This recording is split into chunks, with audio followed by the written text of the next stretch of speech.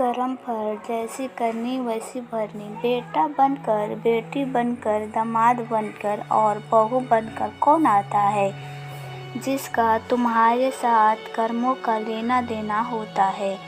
लेना देना नहीं होगा तो नहीं आएगा। एक फौजी था, उसके माँ नहीं, बाप नहीं, शादी नहीं, बच्चे नहीं, भाई नहीं, बहन नहीं, अकेला ही कमा कमा के फौज में जमा करते जा रहा था।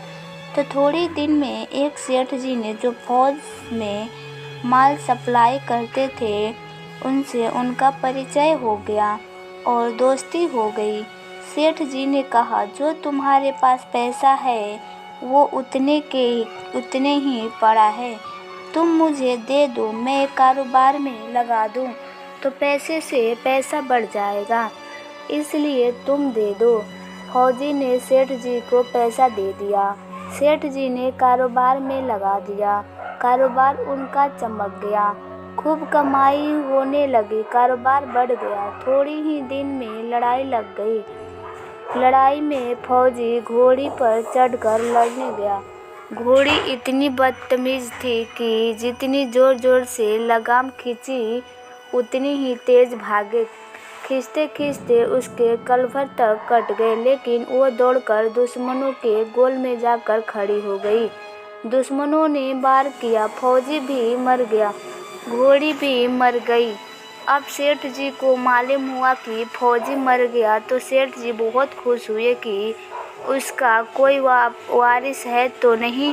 अब ये पैसा देना किसको? अब मेरे पास पैसा भी हो गया, कारोबार भी चमक गया, लेने वाला भी नहीं रहा। तो सेठ जी बहुत खुश हुए। तब तक कुछ ही दिनों के बाद सेठ जी के घर में लड़का पैदा हो गया।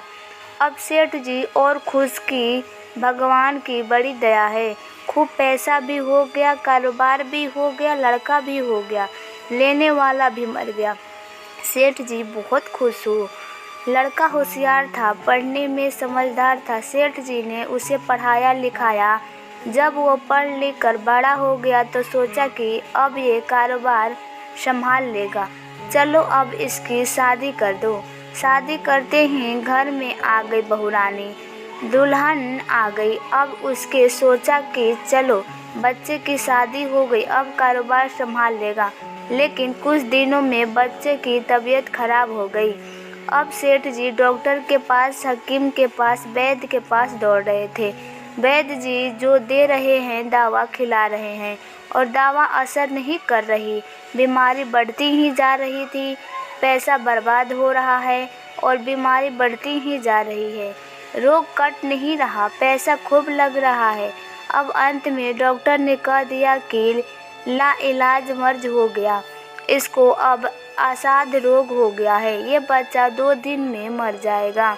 डॉक्टर के जवाब देने पर सेठ जी निराश होकर बच्चों को लेकर रोते हुए आ रहे थे।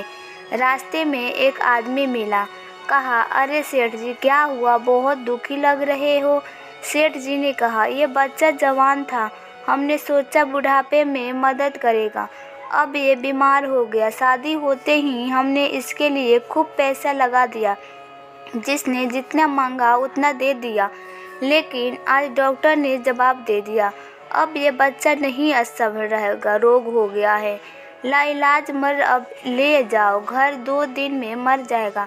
आदमी ने कहा, अरे सेठ जी तुम क्यों दिल छोड़ रहे हो, मेरे पड़ोस में वैद्य जी दवा देते हैं, दो आने की पुड़िया खाकर मुर्दा भी उठकर खड़ा हो जाता है, जल्दी से तुम वैद्य जी की दवा ले आओ। सेठ जी ने दौड़कर गए, 2 आने की पुड़िया ले आए और पैसा दे दिया। पुड़िया लाए, बच्चों के खिलाए, बच्चा पुड़िया खाते ही मर गया।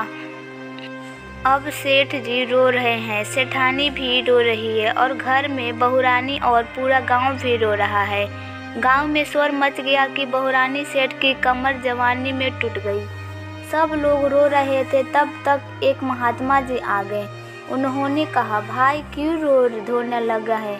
लोग बोले, इस सेठ का एक ही जवान बेटा था, वो भी मर गया, इसलिए सब लोग रो रहे हैं, सब दुखी हो रहे हैं। महात्मा बोले, सेठ जी रोना क्यों? सेठ महाराज जिसका जवान बेटा मर जाए वो रोएगा नहीं तो क्या करेगा? महात्मा तो आपको क्यों रोना? सेठ मेरा बेटा मरा तो और किसको रोना? महात्मा और उस दिन तो आप बड़े खुश थे। सेठ किस दिन? महात्मा फौजी ने जिस दिन पैसा दिया था। सेठ हाँ, कारोबार के लिए पैसा मिला था तो खुशी तो थी। महात्मा और उस दिन तो आपकी खुशी का ठिकाना ही नहीं था। सेठ किस दिन? महात्मा अरे जिस दिन फौजी मर गया। सोचा कि अब तो पैसा भी नहीं देना पड़ेगा, माल बहुत हो गया है, कारोबार खूब चमक गया, अब देना भी नहीं पड़ेगा। बहुत खुश थे। सेठ हाँ महाराज, खुश तो था। महात्मा और उस दिन तो आपकी खुशी का ठिकाना ही नहीं था, पता नहीं कितनी मिठाइयाँ बट गई। सेठ किस दिन? महात्मा अरे जिस दिन लड़का पैदा हुआ था। सेठ महाराज लड़का पैदा होता है तो सब खुश होते हैं, मैं भी हो गया तो क्या बात? महात्मा उस दिन तो खुशी से आपका पैर जमीन पर नहीं पड़ते थे। सेठ किस दिन? महात्मा अरे जिस दिन बेटा बहाए जा रहे थे। सेठ महाराज बेटा ब्याहे जाता है तो हर आदमी खुश होता है, तो मैं भी खुश हो गया। महात्मा तो जब इतनी बार खुश हो गए तो जरा सी बात के लिए रो क्यों रहे हो?